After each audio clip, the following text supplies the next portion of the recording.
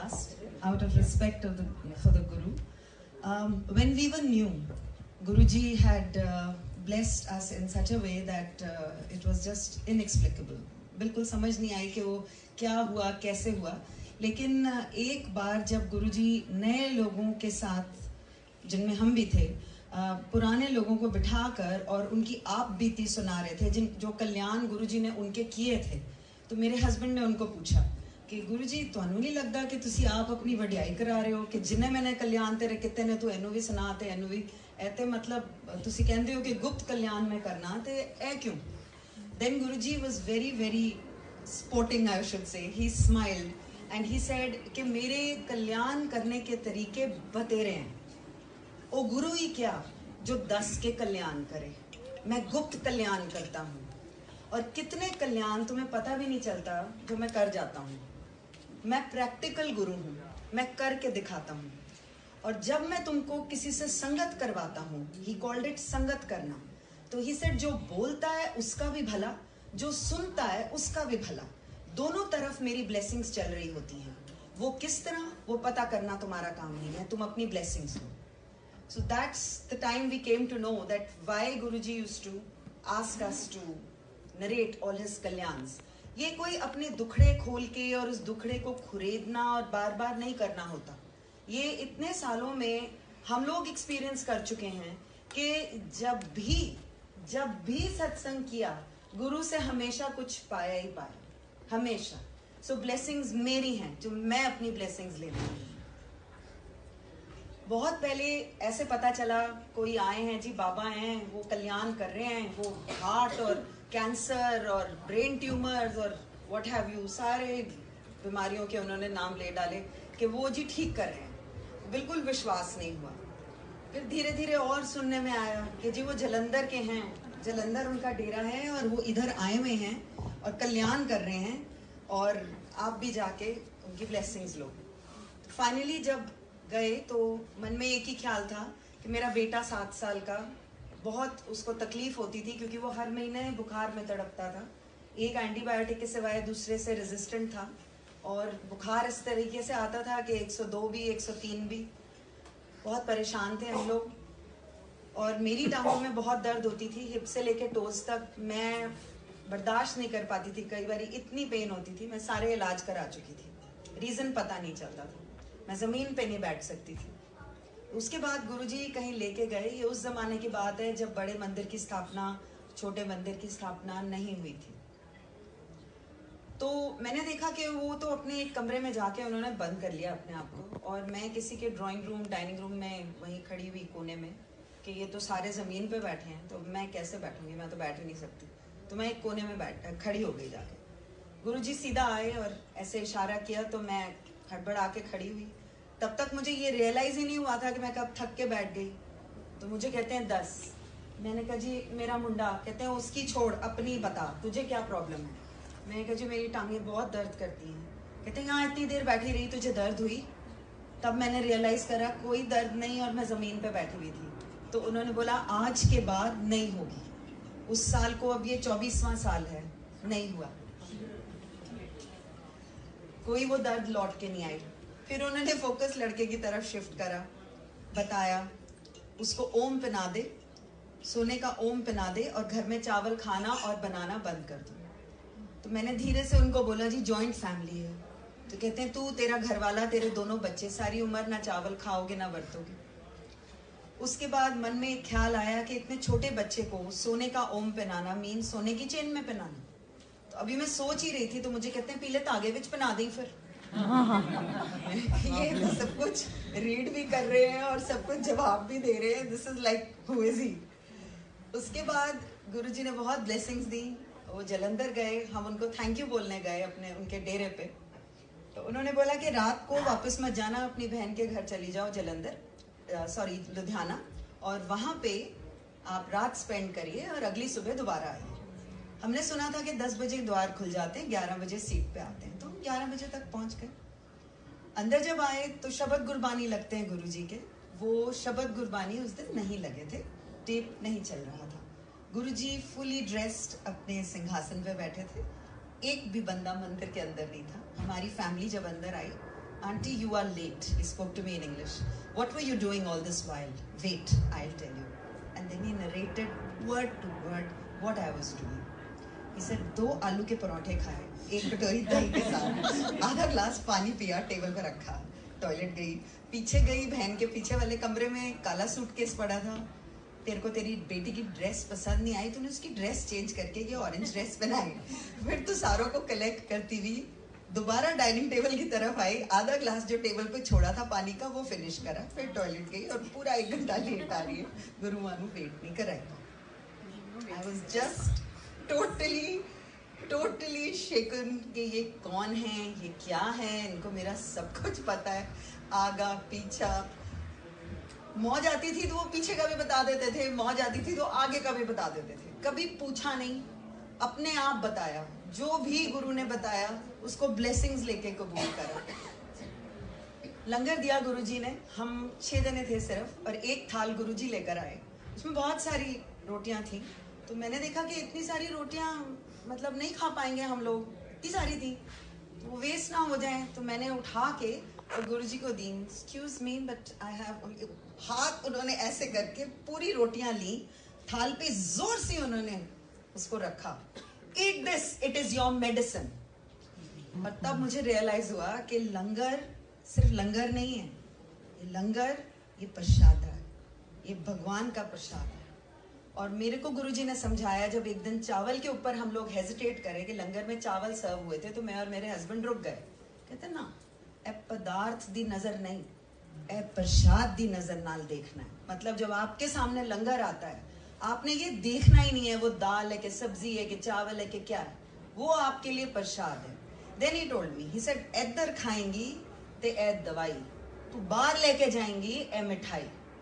Because मेरे मन में चल रहा था कि मैं अपने बच्चों के लिए 1 लड्डू आज लेके चली जाऊं, तो ही सेड नो, यही खाना है। फिर उन्होंने एक्सप्लेन करा कि जब तुसी इधर खांदे हो, तुहानू की पता मैं तुहाडे बच्चियां नू, मापियां नू, किस किस नू ब्लेस करना, वो मेरे उत्ते है, तुसी अपना लंगर इत्थे ही खाना है। Then once he told us कभी गरम मत करना है इसको। Then once of course we were never allowed to take it out, we were never allowed to take it out of the मंदिर।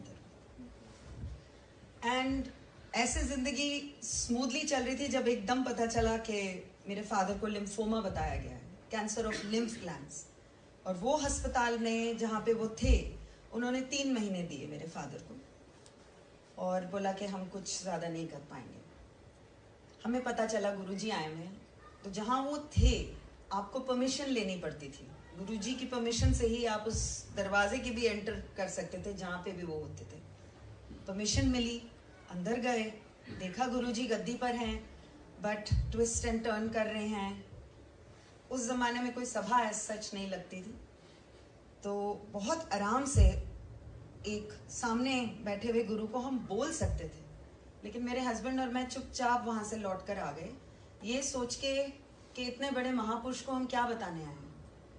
उसके बाद हफ्ता बीता और हमें फोन आया गुरुजी का कि मैं कहीं जा रहा हूँ ब्लेस करने, और तुम और तुम्हारे हस्बैंड दोनों मेरे साथ चलो। वहाँ जब हम गए तो वहाँ हमने देखा कि बहुत हंसी ठट्टे का माहौल था, सब गुरुजी हंस खेल रहे सबके साथ, और मैं तो पीछे जाके बैठ गई। तो मुझे आगे बुलाया उन्होंने, कोने में ऐसे इशारा करा कि बैठ जा।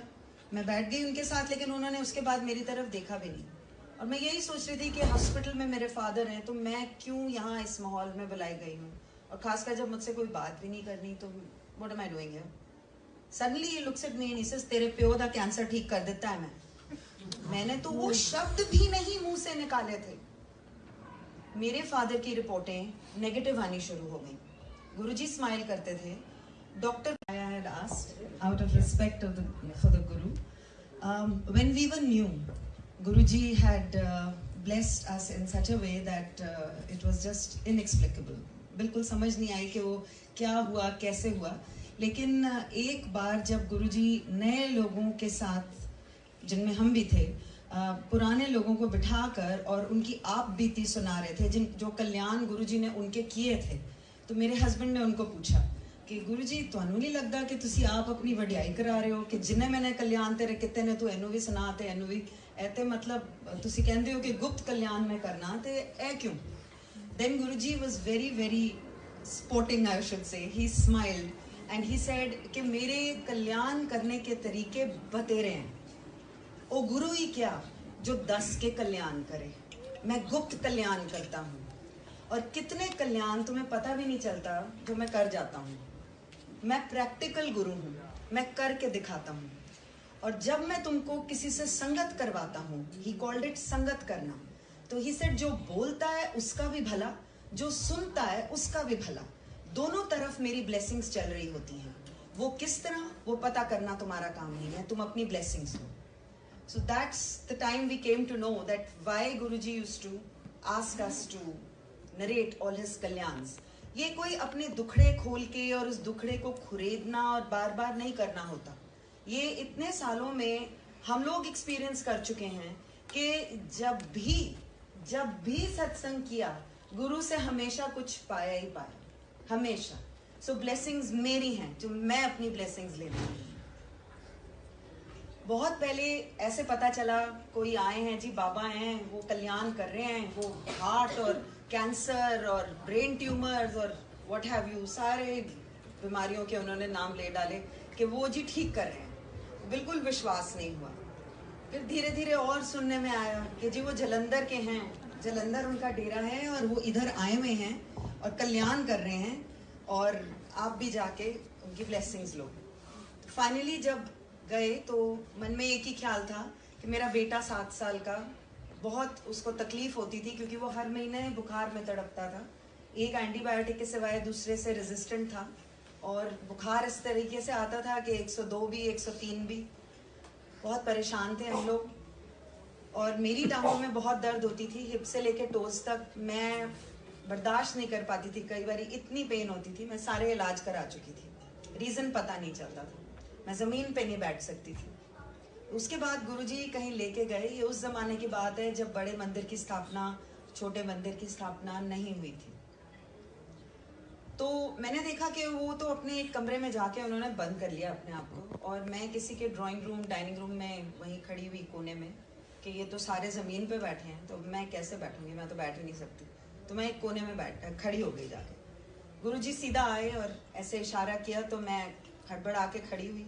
तब तक मुझे ये रियलाइज़ ही नहीं हुआ था कि मैं कब थक के बैठ गई। तो मुझे कहते हैं 10।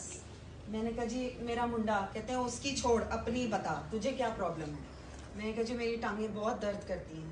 कहते हैं यहाँ इतनी देर बैठी रही, तुझे दर्द हुई? तब मैंने रियलाइज़ करा कोई दर्द नहीं और मैं ज़मीन पे बैठी हुई थी। तो उन्होंने बोला आज के बाद नहीं होगी। उस साल को अब ये 24वां साल है, नहीं हुआ,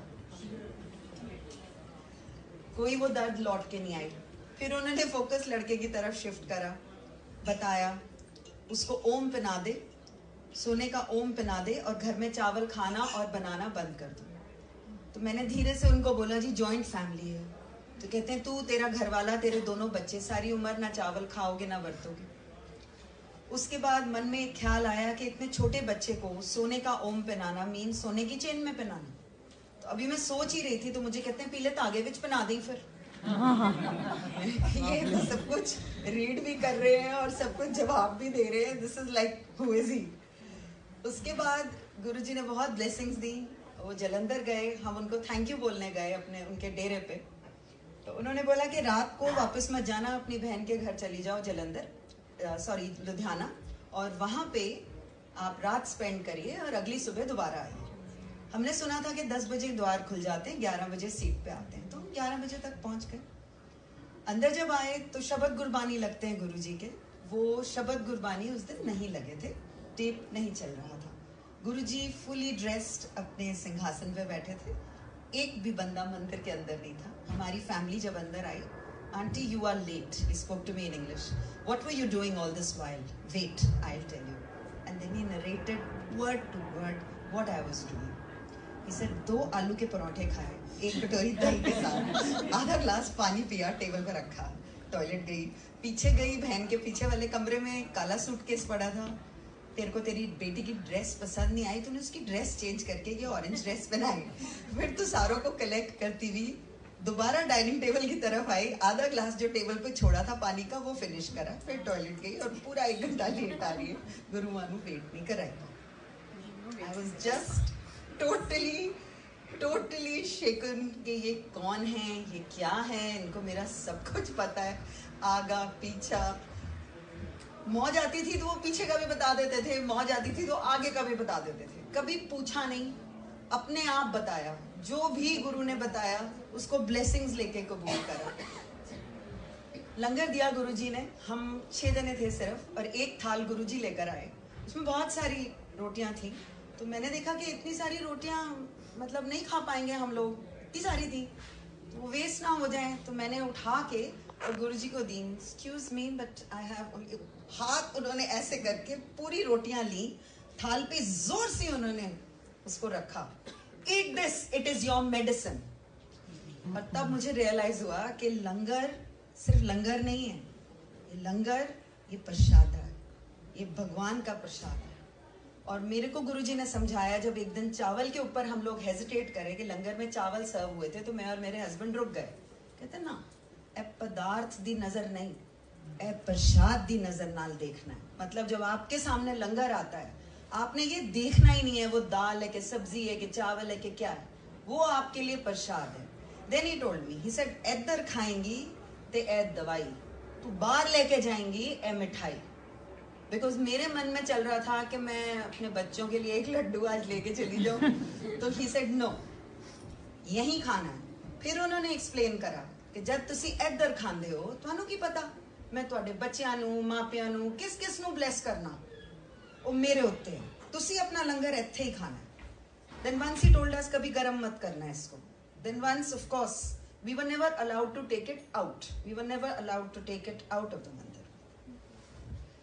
एंड ऐसे जिंदगी स्मूथली चल रही थी जब एकदम पता चला कि मेरे फादर को लिम्फोमा बताया गया है, कैंसर ऑफ लिम्फ ग्लैंड्स।